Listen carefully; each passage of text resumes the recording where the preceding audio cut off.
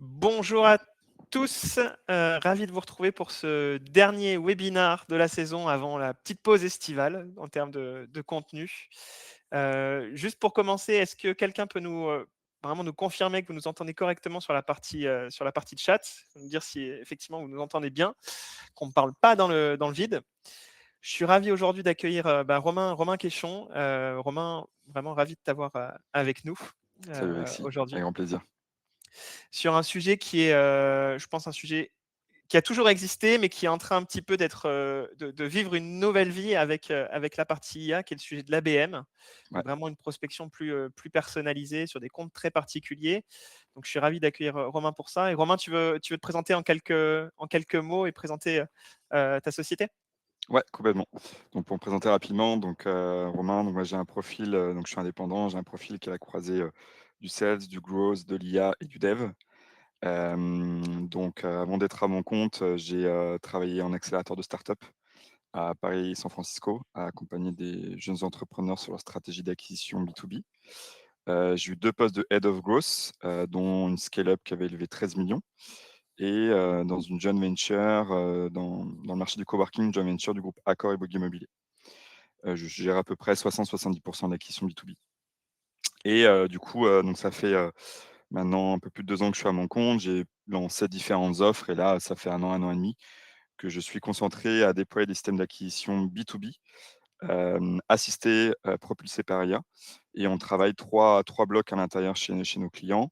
La prospection B2B, basée beaucoup sur, la logique de social intent, qu'on va parler un petit peu aujourd'hui aussi. La création de contenu sur LinkedIn et le setting, c'est-à-dire comment on convertit, des réponses déclenchées chez les prospects, comment on les convertit en rendez-vous de vente ou de démonstration. Trop bien. Beau CV. Beau CV, Merci. beau parcours. Et effectivement, il y aura quelques cas concrets en fin de présentation pour montrer notamment sur cette Complètement, partie setting. Dernière chose à vous dire, enfin 2 petites choses à vous dire. Si vous avez des questions, surtout il y a le chat, hésitez pas. Il y a certaines questions qu'on prendra au fil de l'eau si elles sont directement reliées au slide. Et puis parfois, si c'est un petit peu moins relié au slide, on attendra la fin de la présentation où Pierre y répondra directement sur le chat. Pierre qui est en shadow, comme on dit, en ombre derrière pour modérer en tout cas tout ce qui se passe sur cet événement. Pour ceux qui ne me connaissent pas, je suis Alexis, donc l'un des 3 cofondateurs de Faro. Et Faro, c'est une plateforme qui rassemble l'ensemble des données sur les sociétés et les prospects en France pour créer des listes le plus segmentées possible. Et de plus en plus avec des liens CRM pour venir synchroniser vos données CRM, les mettre à jour très vite dedans. Et voilà, simplement centraliser, en tout cas d'être centré sur le marché français. Allez, on commence tout de suite sur ce webinar avec juste une première stat pour débuter, pour vous montrer que l'ABM, c'est quelque chose qui peut être efficace. Ça se voit dans les chiffres. En gros, sur la démarche véritablement très personnalisée sur de l'ABM, on peut considérer qu'un compte sur 2 qui va rentrer va transformer par la suite. Alors que sur une démarche plutôt de demand gen, c'est-à-dire vous n'avez pas ciblé un compte en particulier, mais il est arrivé chez vous, il va tester votre solution, votre produit, et ensuite vous allez passer à la transformation. Là, on va être sur les transformations plutôt de 19%, enfin d'1 sur 5. Donc 1 sur 2 sur la partie ABM, 1 sur 5 de l'autre côté. On voit qu'il y a des démarches qui sont assez quali sur la partie ABM. Juste pour venir, entre guillemets, presque débunker ce chiffre-là, l'ABM, c'est aussi de la prophétie autoréalisatrice, hein. On va dire que vous commencez par cibler les comptes en particulier, vous avez envie d'avoir cela, donc il se passe aussi ce que vous voulez qu'il se passe, c'est-à-dire que vous les avez priorisés, donc forcément, vous mettez plus de travail dessus et il y a plus de chances de pouvoir les transformer. Mais pourquoi c'est aussi efficace? C'est justement par cette priorisation, c'est parce que vous allez travailler sur des comptes en particulier. C'est des comptes sur lesquels vous allez avoir un alignement. C'est ce qui est souhaité, en tout cas pour que ça fonctionne. Il faut que les différents services puissent fonctionner, véritablement s'aligner dessus, c'est-à-dire l'équipe marketing, l'équipe acquisition, l'équipe sales, et puis aussi ce qui se passe après sur la prévente pour toute l'expérience, pour potentiellement des upsells, enfin, de la vente complémentaire par la suite. Il faut qu'il y ait un alignement entre toutes les équipes revenues pour que véritablement cette démarche fonctionne bien.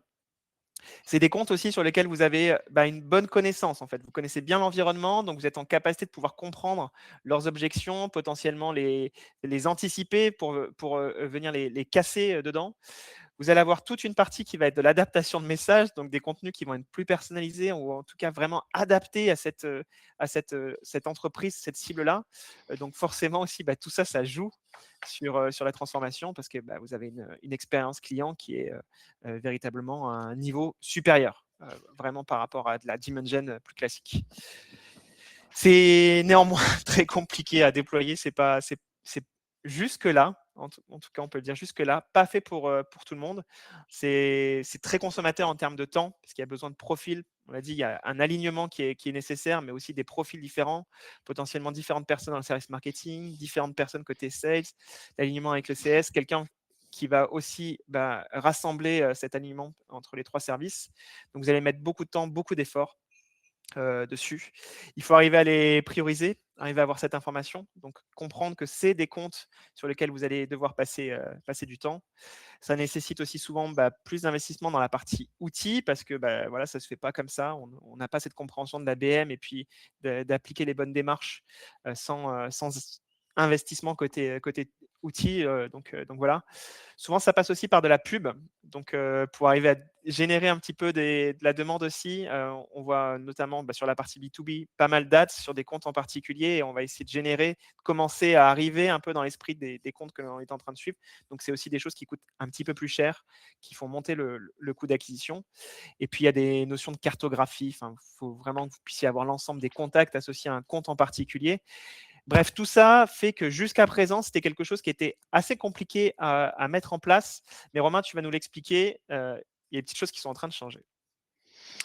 Exactement. Effectivement, pour rebondir par rapport à ce que tu dis, Alexis, effectivement, jusqu'à l'arrivée d'un petit outil qui s'appelle ChatGPT fin 2022, c'est vrai que la logique d'ABM était assez complexe à traiter, comme tu disais, souvent réservée à des équipes avec plusieurs profils de sales pour pouvoir finalement trouver déjà les comptes, rechercher l'information, les segmenter, les prioriser, tenter du coup des approches LinkedIn, mail, téléphone ou d'autres leviers plutôt physiques pour pouvoir du coup effectivement tenter donc de déclencher du rendez-vous chez ces clients-là. Le sujet, c'est qu'effectivement, il y a énormément de tâches qui sont aujourd'hui ultra rébarbatives, qui assez peu de Il y a un petit souci avec ton micro, Romain, qui a dû partir dedans.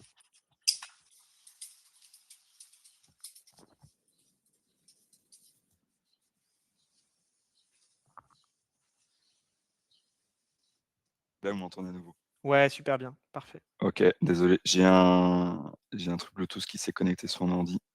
Ouais, OK. C'est toujours, Là, euh, c'est bon. c'est toujours un enfer, ces petits outils-là. OK. Est-ce que là, c'est bon?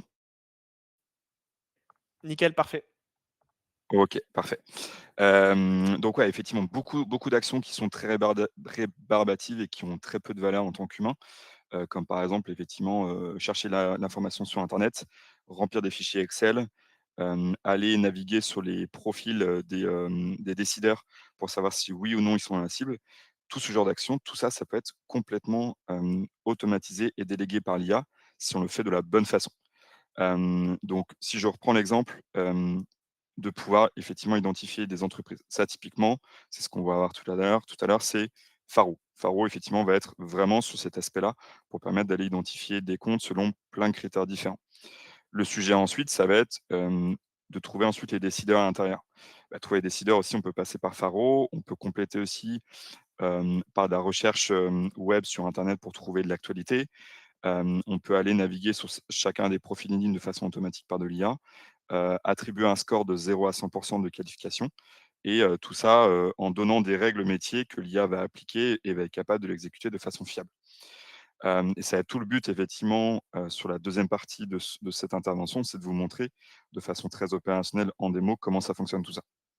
Et clairement, on peut le faire même sur des très petits comptes. Moi, effectivement, à l'échelle de ma société, en étant indépendant solopreneur avec une petite équipe réduite derrière, on arrive effectivement à faire des choses assez dingues parce qu'on a intégré l'IA de la bonne façon.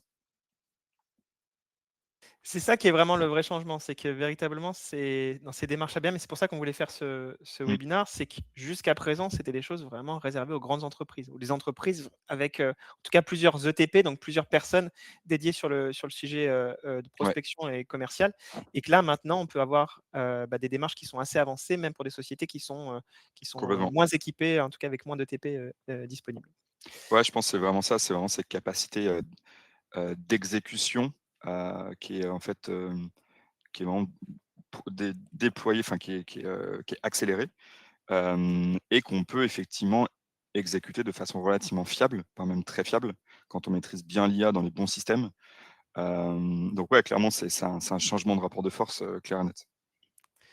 Donc, juste, on va vous montrer un processus. L'idée, c'est pas forcément de répliquer exactement tout ce qu'on vous dit dedans, c'est de venir, encore une fois, venir piocher. Il y a des choses qui vous semblaient peut-être accessibles, d'autres, probablement peut-être un petit peu moins, mais que vous ayez un peu l'idée générale, qui est derrière ce process et justement vous montrer que, tout ça, c'est pas non plus à des années-lumière de ce que vous pouvez exécuter, dans votre quotidien. On va détailler ce schéma-là, donc il est un petit peu petit, mais il y a différentes étapes. Vous allez voir, il y a un point de départ que nous, on considère, c'est un parti pris, mais je pense que c'est le bon, qui est de partir des données CRM, notamment c'est ça, si vous avez un passé sur la partie prospection, c'est toujours une bonne chose, ce qui va vous permettre de mieux comprendre ce qui a fonctionné chez vous. Voilà, et ensuite, on va rebasculer et je laisserai forcément Romain plutôt détailler sur la partie agent IA, toute la partie scoring IA sur lesquelles son expertise est bien, bien supérieure à la mienne. Je vais commencer juste avec le début du tunnel de ce process. Donc, comme je vous disais, l'idée, c'est de partir de votre CRM. Donc, on a mis les 3 gros CRM qui sont présents. Il en existe d'autres. Je n'ai pas d'avis particulier sur le sujet.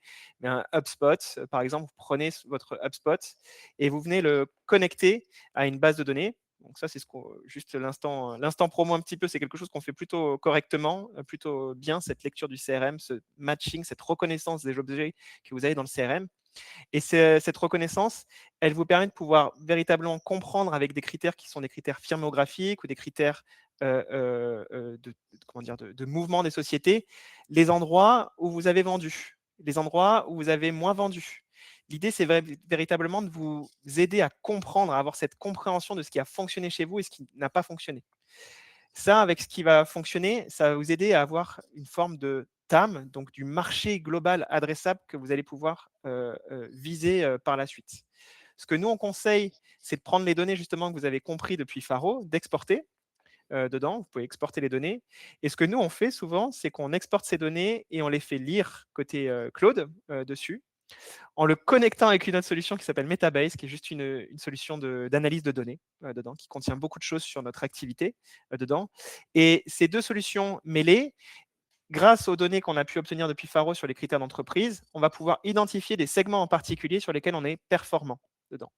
Donc là, pour moi, pour l'analyse, elle va s'effectuer, par exemple, en lui disant, regarde sur les critères d'entreprise, sur les codes NAV particuliers ou sur des tailles d'entreprise particuliers, quel est l'endroit qui me permet, quels sont les comptes sur lesquels j'ai le plus de valeur dans le temps, dans lequel ma valeur dans le temps, ma LTV, elle est la plus importante dans le temps.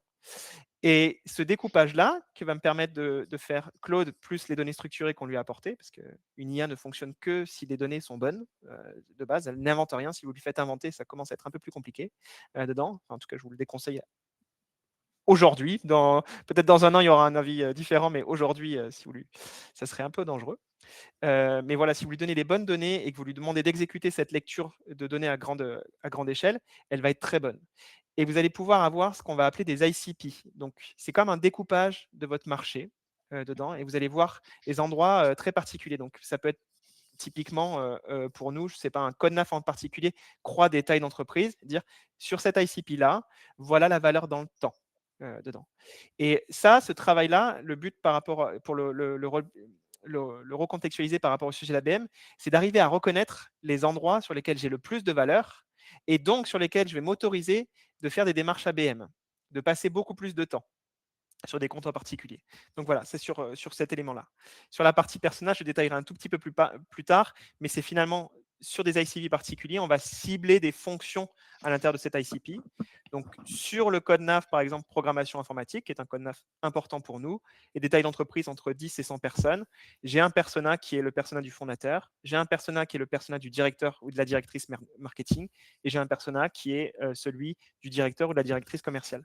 J'ai 3 personas à l'intérieur du même ICP, à l'intérieur d'un TAM. Donc, ce découpage, il est permis, et cette lecture des informations, elle est beaucoup plus, enfin, cette compréhension en tout cas de là où ça fonctionne, ce calcul-là, c'était auparavant quand même bien accessible pour des équipes data un peu fournies, enfin vraiment avec une maîtrise des outils.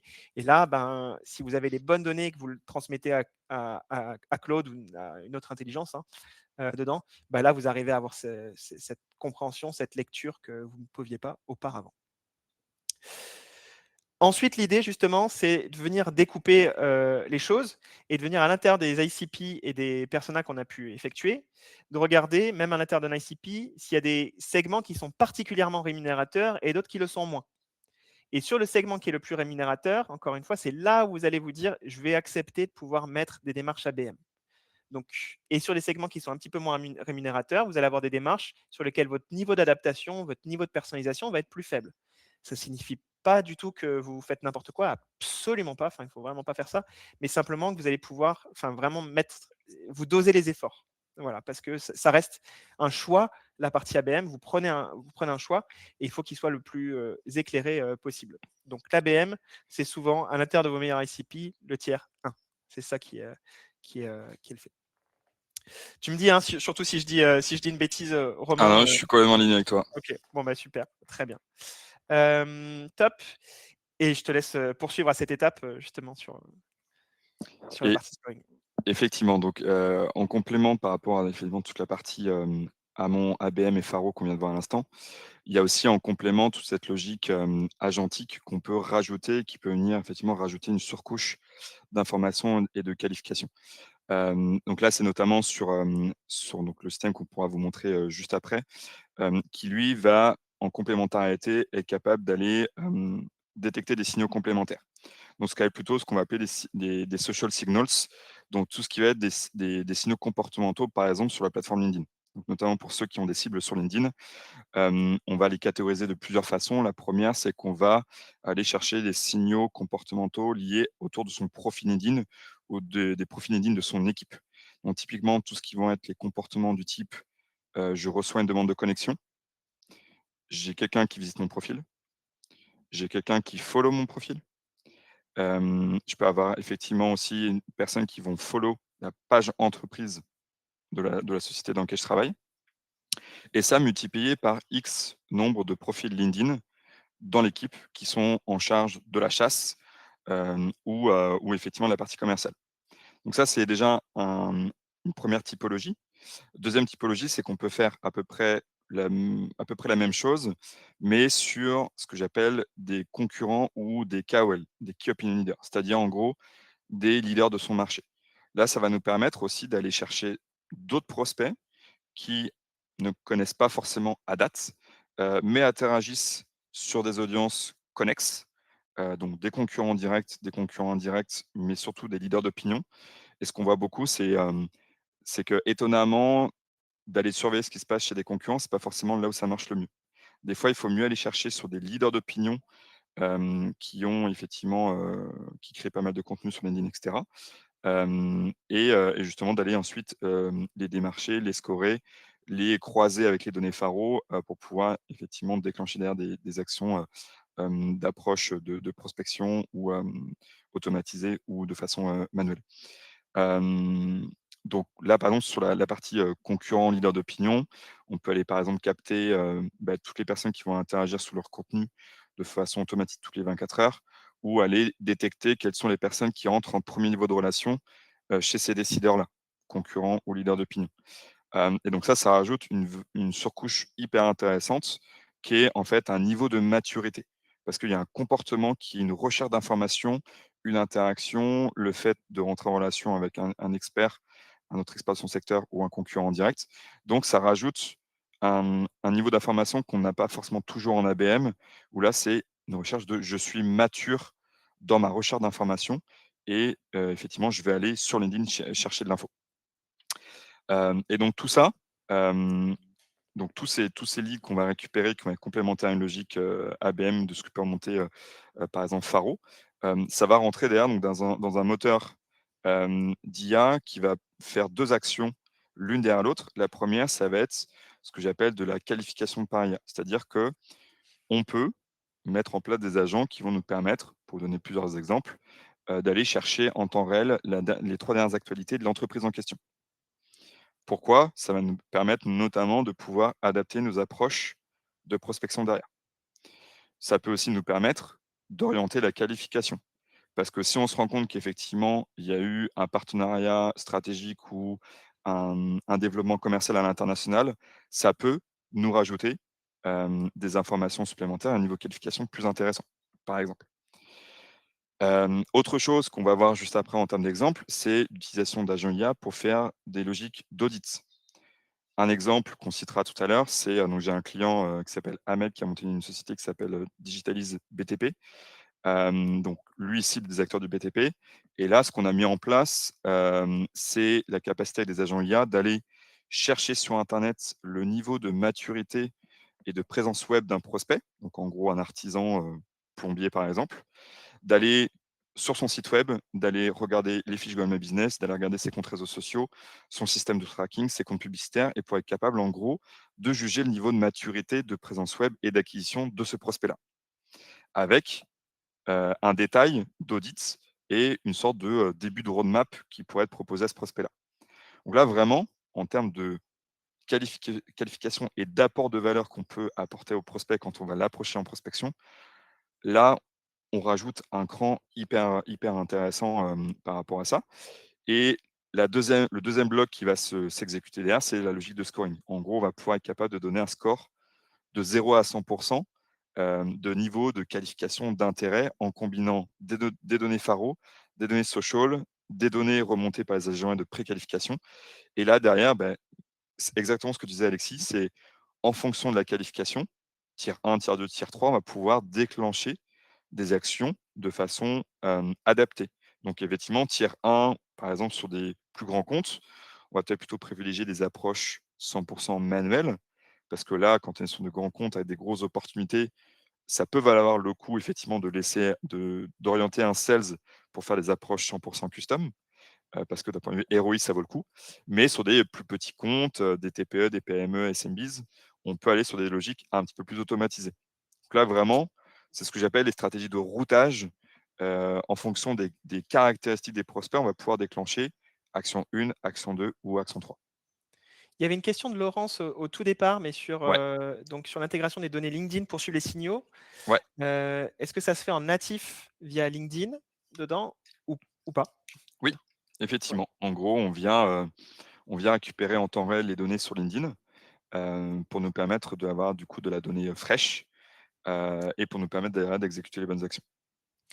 Donc, ce qu'on voit là jusqu'à présent, vous avez vu donc l'IA qui vient pour arriver à nous aider à déterminer un petit peu ces différents segments, ce travail, donc la lecture par rapport aux données qu'on peut leur fournir. Et donc une deuxième couche, une couche de scoring qu'a décrit Romain, qui est justement d'arriver à avoir une surveillance particulière. Donc tout fonctionne comme si on avait un marché qu'on mettait sous surveillance dedans. Vous avez fait vos choix et vous dites, OK, ça c'est l'ensemble des entreprises sur lesquelles je suis en train de travailler, qui se divisent de telle manière, et je viens surveiller ce qui se passe sur cet ensemble-là pour arriver au bon moment. Ce qui est un petit peu vraiment la nouvelle logique qu'on peut retrouver dans les gros systèmes d'acquisition, c'est cette mise sous surveillance d'un gros ensemble dedans. Donc on ne met pas des efforts partout, vraiment on se spécialise sur Exactement. un nombre limité d'entreprises. On voulait mettre quelques exemples avant de passer au cas concret que pourra détailler Romain, mais de choses qu'on peut retrouver dans la création de contenu dedans. Il y a des exemples, j'en prends un qui est que moi je vois fréquemment dessus, qui est par exemple les publicités qu'on peut retrouver sur LinkedIn de la part de Lemlist. Dedans, vous pouvez voir des publicités de Lemlist sur LinkedIn où ils vont dédier sur un compte en particulier. Donc, ils vont clairement nommer l'entreprise dans leur publicité et retrouver pendant je sais pas, pendant l'opération, donc 15 jours, 3 semaines, peu importe le temps que ça dure, mais le nom de l'entreprise, donc Penny Lane plus Lemlist. Voilà pourquoi Penny Lane, vous devriez aller chez nous, quoi, dessus. Et donc la publicité n'est absolument pas faite pour les autres comptes, mais vraiment dédiée pour l'ensemble du compte Penny Lane. Et on dépense, on investit sur ce compte-là. Voilà, c'est juste un petit exemple. Vous pouvez le retrouver à différentes échelles sur d'autres choses du contenu. Mais je voulais prendre cet exemple de pub parce qu'il me semble être le plus marquant. Je vais vous montrer aussi juste ce que nous, on peut faire sur la partie création de contenu ou alors dans le suivi client avec un exemple qui est très simple à reproduire et qu'on effectue tous les jours dedans. De notre côté, donc pour le resituer, donc vous avez vu sur la partie ABM, c'était très compliqué de savoir prioriser, de surveiller tout ça. Il y a une deuxième partie qui était très compliquée sur la partie ABM, c'est toute la partie création de contenu personnalisé. Véritablement d'avoir des démarches, parce que vous êtes obligé d'avoir quelqu'un qui va créer la présentation potentiellement commerciale adaptée à la personne, des messages adaptés à la personne, la lecture de tout ce qui s'est fait côté compte. Bref, ça, c'était inabordable à moins d'avoir une grande équipe qui va faire tout ce travail-là. C'est là où aujourd'hui c'est possible d'être effectué. Si par exemple, même dans un système qui n'est pas forcément complètement connecté, vous enregistrez vos calls. Donc vous passez des démos avec des personnes, vous leur demandez forcément l'autorisation, mais vous allez obtenir un transcript. Ce transcript que vous obtenez de l'échange que vous avez eu avec votre prospect, ça vous permet de pouvoir véritablement avoir un CR dans lequel vous ne passez pas à côté d'éléments. Vous avez vraiment toute une grande matière qui est effectuée. En utilisant ce compte rendu, pardon, vous allez pouvoir le transmettre à une intelligence. Nous, dans notre cas, c'est Claude, mais vous pouvez le faire avec les autres. Tous les modèles fonctionnent pour ce type d'usage dedans. Et en le passant dans Claude, vous allez pouvoir arriver à avoir une présentation commerciale. Ce qu'on fait, nous, c'est qu'à cette étape, on ne se prend pas du tout la tête avec la partie mise en forme. On prompte au maximum plutôt pour la partie message et pour que chaque slide soit cohérente et qu'elle prenne en compte tous les éléments qu'on peut retrouver dans le compte rendu dedans. Depuis ce prompt-là, qu'on peut retrouver ici, ça va nous donner comme une forme de PPT, enfin une présentation PowerPoint dessus. Et on va passer cette présentation PowerPoint dans notre Cloud Design. Donc, on a mis tous les éléments de design qu'on peut retrouver sur Faro, enfin toutes les couleurs qu'on utilise, toutes les polices qu'on utilise, la manière dont on slide, la manière dont on crée les messages chez nous. Et on utilise cette partie-là pour lui demander de venir l'adapter.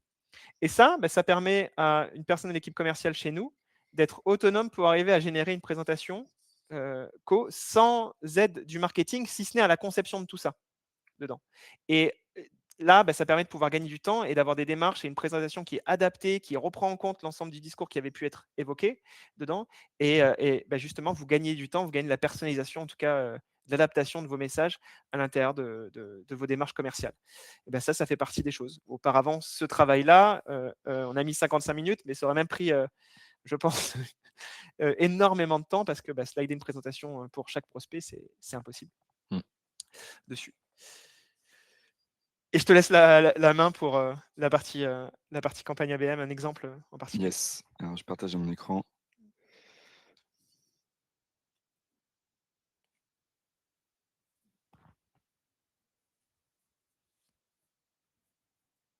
J'en profite pour regarder s'il y a des questions. Mais tac. Ouais. Alors, je suis obligé de revenir parce que faut que je recharge ma page. Je reviens de suite. Ouais, bien sûr. Non.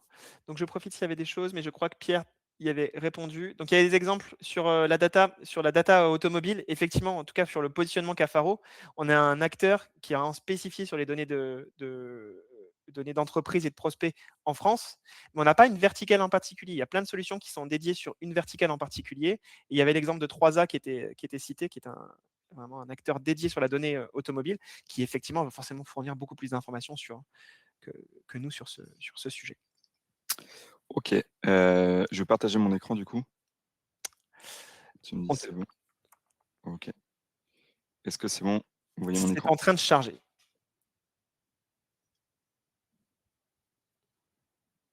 Ok. C'est tout bon? Oui. Ok, super. Donc effectivement, donc pour faire un rapide tour d'horizon sur, la logique, ABM et comment on peut aller jusqu'à cette logique, d'agent antique, avec la pré-qualif et le lead scoring. Donc, moi j'ai fait un rapide test avec Faro. Alors je sais pas si, Alex, si tu veux un peu refaire rapidement un petit topo sur Faro?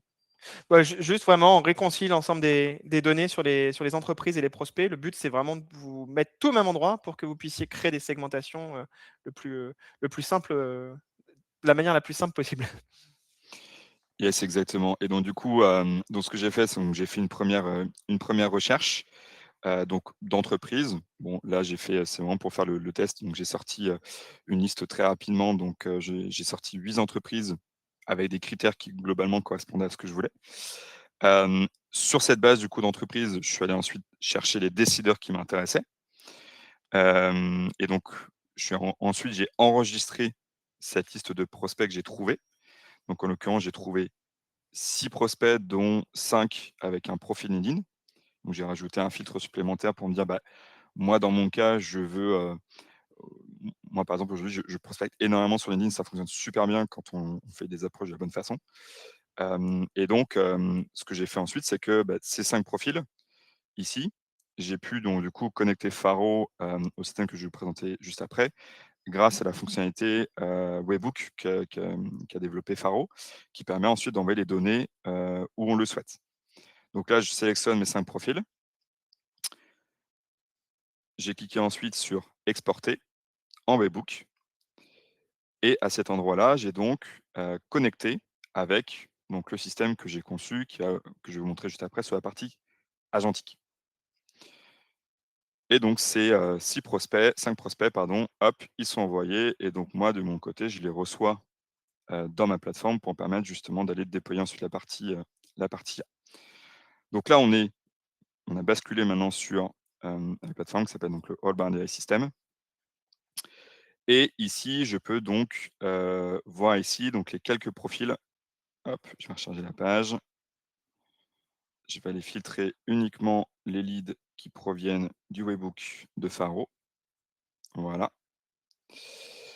Donc je peux voir donc là pour moi j'ai 4 profils qui sont arrivés. Et donc là, ce qui est pour le coup hyper intéressant donc avec les données que m'a remontées Faro et complété avec la logique d'agent à l'intérieur, c'est que je vais pouvoir avoir donc une logique aussi de fiche identité pour, chaque profil. Donc encore une fois sur la donnée LinkedIn en temps réel, sur les données des profils et les données des entreprises.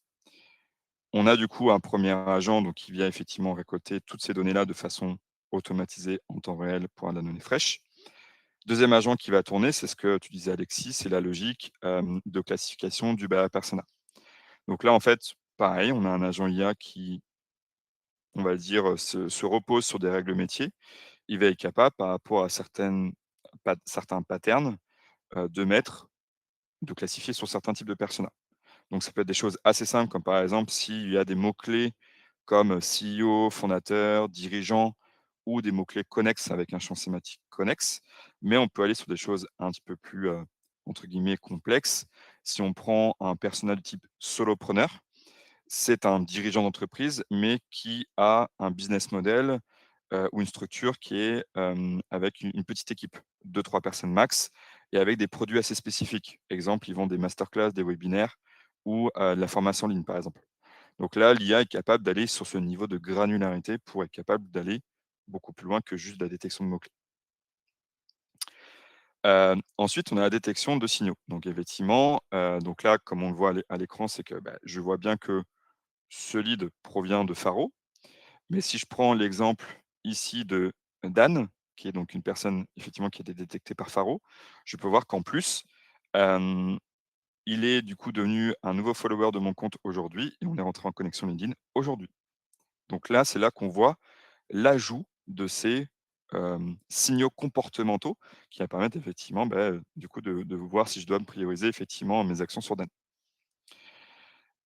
Et comme vous l'avez vu, c'est que, effectivement, on a cette logique où, on a l'agent IA qui va être en capacité de donner ce fameux score de 0 à 100 de 0 à 100. Et donc en l'occurrence pour Florian, j'ai un score de 90 compte tenu de mes propres règles métiers, qui sont liées, bah, en fait à mon ciblage. Et donc là, on peut voir à chaque fois, quelles a été les règles et l'interprétation de l'IA pour me permettre de contrôler que tout est OK. Et donc là, je peux voir qu'effectivement, bah, c'est relativement cohérent par rapport, à mon fonctionnement. Donc ça, c'est, pour vous montrer effectivement sur, cet aspect, remonter l'information par Faro. On rajoute les signaux comportementaux. On a cette logique de l'e-scoring et ce que je voulais vous montrer aussi avec un autre avec un cas client, c'est la logique d'Agentic pour la préqualification et la logique d'Icebreaker. Si je reviens sur la presse, du coup, je peux te laisser repartager, Alexis? Bien sûr. Hop. Trop bien.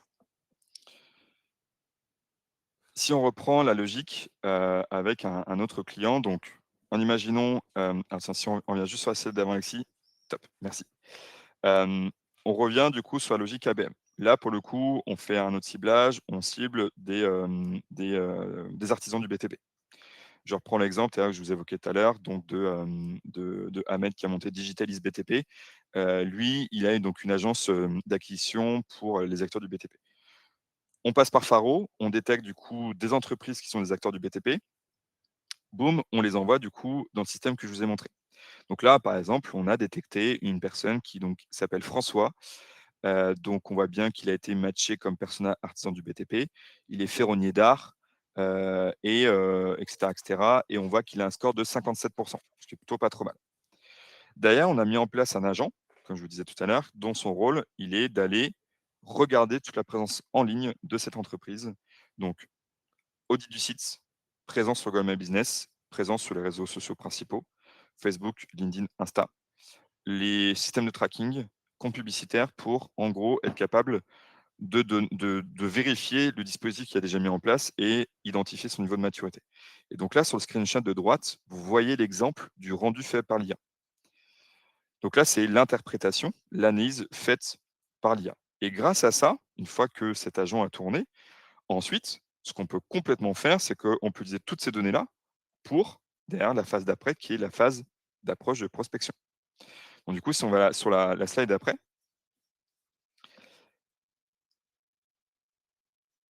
yes, nickel. Donc là, par exemple, ce qu'a fait Ahmed, c'est que donc il a été contacté, cette personne-là de façon semi-automatisée. C'est-à-dire qu'en gros, l'IA, lui a fourni des textes d'approche, compte tenu de ce qu'on a vu au niveau de l'audit. Et lui, en fait, avant que ça puisse être envoyé chez le prospect, il a pu faire un check manuel que tout était cohérent et que et je rejoins ton point, Alexis, c'est que dès qu'on est sur des sujets un peu de copywriting, il y a toujours des risques d'hallucination, que ce soit pas 100 parfait. Donc, on a laissé la main à Ahmed pour qu'il puisse, grosso modo, en 2-3 minutes, valider que tout était cohérent. Il envoie le premier message de prospection par LinkedIn, réponse du prospect, plutôt une position un peu, sur la défensive, Défensive, ouais. exactement, en disant: «Bon, moi j'ai l'habitude de me faire prospecter, ou peux-tu envoyer? Mais franchement, il y a peu de chances que je donne suite». Et en fait, ce qu'a fait Ahmed, qui a été hyper smart, c'est qu'en fait, tout ce qu'on a identifié au niveau de l'agent IA, il a créé une sorte de présentation brandée de mini audit et il l'a envoyé sur LinkedIn. Donc c'est plutôt le screenshot qu'on voit à droite. Donc il a envoyé cette synthèse, il l'a envoyé en PDF et donc on peut voir sur la slide juste après, on peut voir un rapide aperçu Ah, pardon. de cette présentation qu'il a construit en quelques minutes grâce à l'IA, donc avec 2 outils.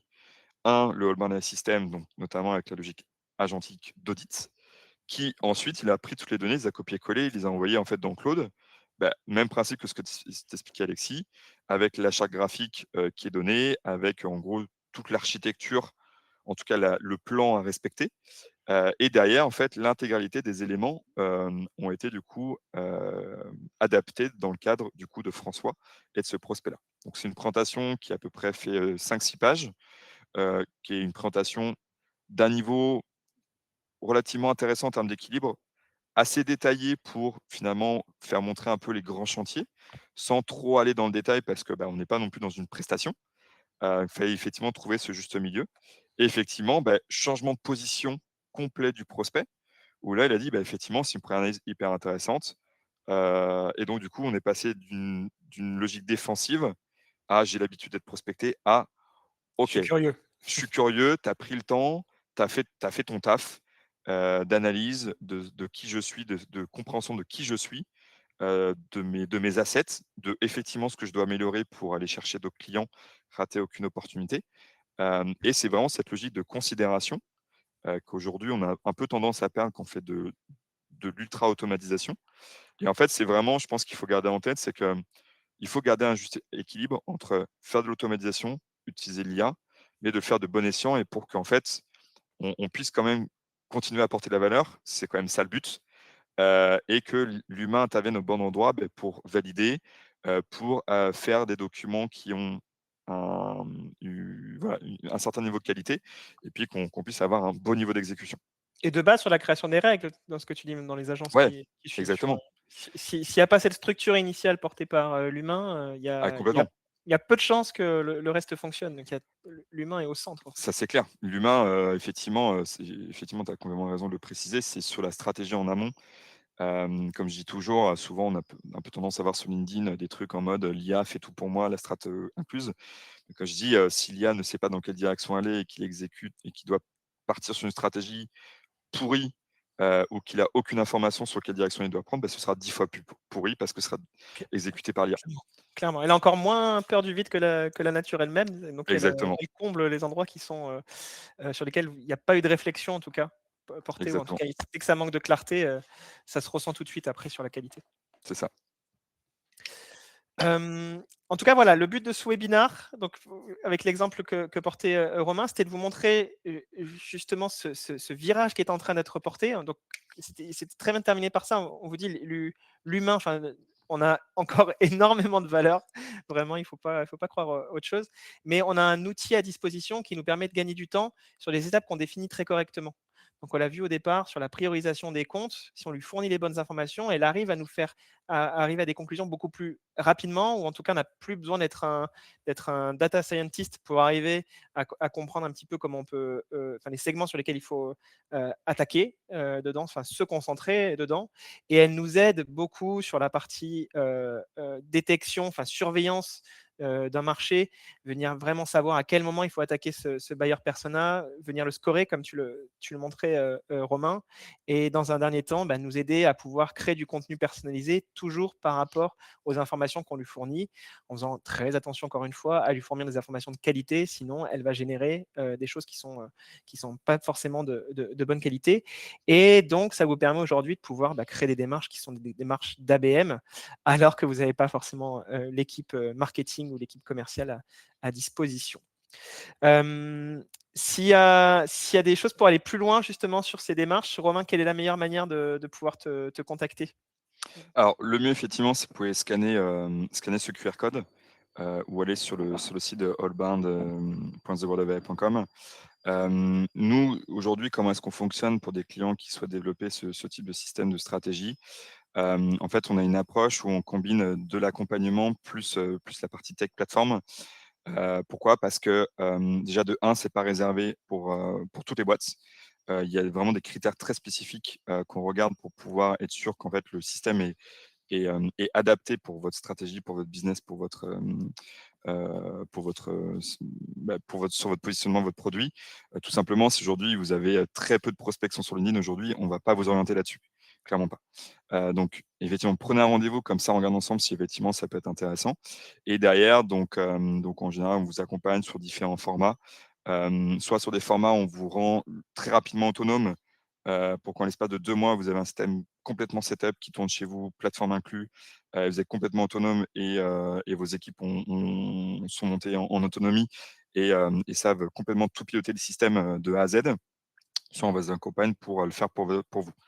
Donc voilà, n'hésitez pas, prenez un rendez-vous, on regarde ensemble si c'est cohérent, et voilà, on vous propose le bon format et sachant qu'en plus dans le cadre du webinaire, on propose 10 sur ce type-là donc ouais, hésitez vraiment pas, mais déjà, n'hésitez pas, prenez un appel, on regarde si c'est intéressant. Trop bien. Bon, bah, c'est bien. En plus, c'est l'occasion avec cette offre spéciale, spéciale webinar. Et de notre côté, en tout cas, voilà, vous pouvez toujours tester Faro. Il y a un essai de 15 jours qui est permis, qui vous permet de pouvoir jouer avec les données, de synchroniser aussi. Je dis, c'est très important de pouvoir synchroniser les données que vous avez dans votre CRM. Ça vous donne une compréhension, une nouvelle lecture de ce qui s'est passé. Et derrière, ça réoriente pas mal les choses. Souvent, on découvre un petit peu les segments sur lesquels on est performant et ceux sur lesquels on est un petit peu moins. Et ça contredit certaines hypothèses qu'on a parfois. Le but aujourd'hui, en tout cas, c'était de pouvoir vous commencer à vous, comment dire, à vous éduquer entre guillemets, c'est pas le bon terme, mais j'ai pas le bon ici, mais à vous montrer un petit peu ce qu'on peut faire, ce que permet de faire l'IA. J'espère que ça vous a aidé à le saisir. Et puis, si vous avez envie d'approfondir ou si vous avez des questions supplémentaires sur ça, n'hésitez pas. Moi, mon profil LinkedIn est ouvert. Vous pouvez me contacter sur LinkedIn. C'est là où je serai le plus rapide. Et j'étais ravi, en tout cas, Romain, de pouvoir terminer, comme je disais initialement, cette saison des webinars avec toi. Merci beaucoup pour ta présence. C'était hyper cool. Merci beaucoup, Alexis. Et puis, bel été à tout le monde. Pareil, j'ai mis mon profil LinkedIn dans le chat. Si vous voulez, n'hésitez pas à venir me contacter. Trop bien, au top. Merci. Merci, Bonne journée à Alexis. tous. Et tout le Profitez monde. bien. Ciao, ciao.